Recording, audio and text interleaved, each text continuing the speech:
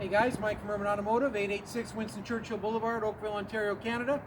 Today I want to talk about used vehicles. On one of our previous posts, one of our followers had asked about doing a lot inspection at the time when you're looking for a vehicle. So nothing beats our original comment of having a vehicle inspection completed professionally by a licensed technician in a garage.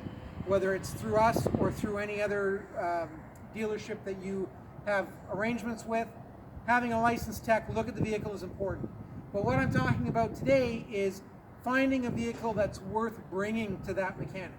Because quite often when we're on Auto Trader or you find a vehicle that you think you like, you let your energy take over.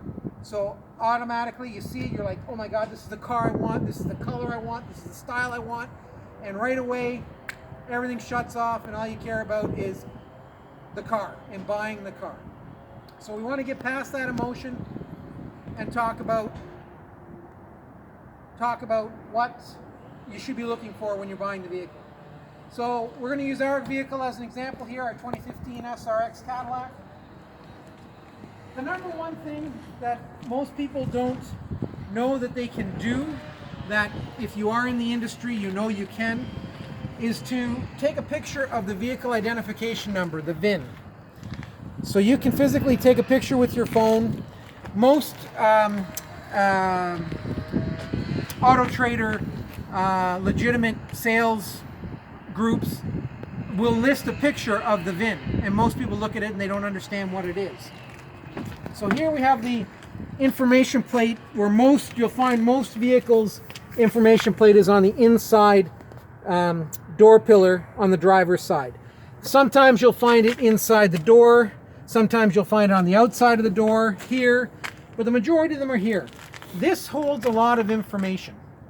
This holds when the car was made, where the vehicle was made, and most importantly, by taking the picture and getting the VIN, you can contact your local dealer. So in this case, you would contact your Chevy dealer or Cadillac dealer and have them run the history of the vehicle.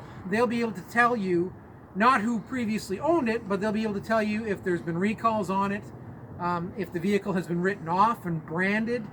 We had one instance with a customer that was getting a great deal on a vehicle that he found on the internet, and lo and behold, we ran the VIN for him and it was branded. The vehicle was written off, no more warranty.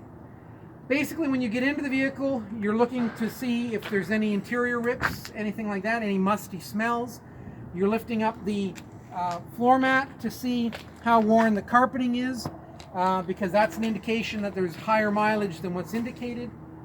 Basically, you want to act like a 5-year-old once you get into the vehicle. You want to touch all the knobs. You want to touch all the touch points to see how the vehicle is working. Air conditioning, even in the winter, play with the air conditioning. We've had an incident where we had a customer buy a vehicle in June and then come to us in October and he has no heat because the heat controller had been removed.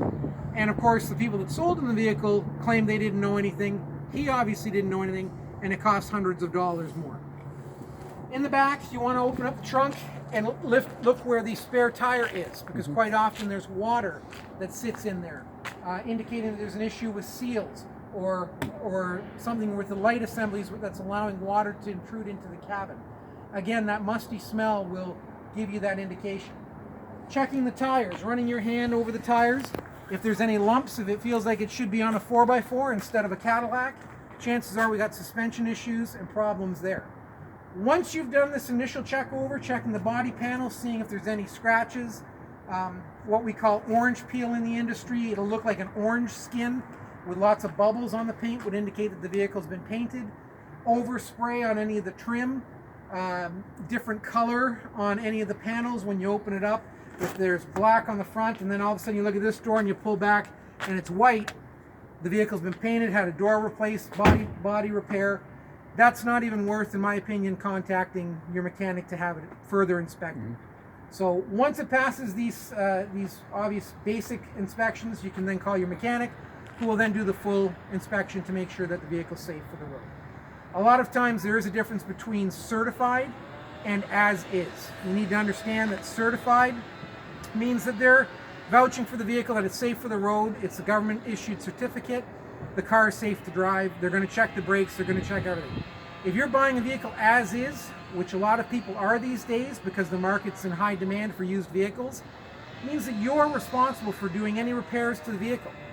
And again, if whoever's selling you the vehicle's not allowing you to bring it to your mechanic to be checked out and inspected properly, steer clear of that vehicle. Hope this helped. Thanks for the question. Urban Automotive, safety first. Quick question. Do you have a quick tip for us on how to check the tire depth? I absolutely do. So, get a quarter. The Queen's head. The Queen. Put it into the tread depth. She's pretty much all covered. If you see anything like that, it means the tire is going to need to be replaced. So just another quick tip. Urban Automotive.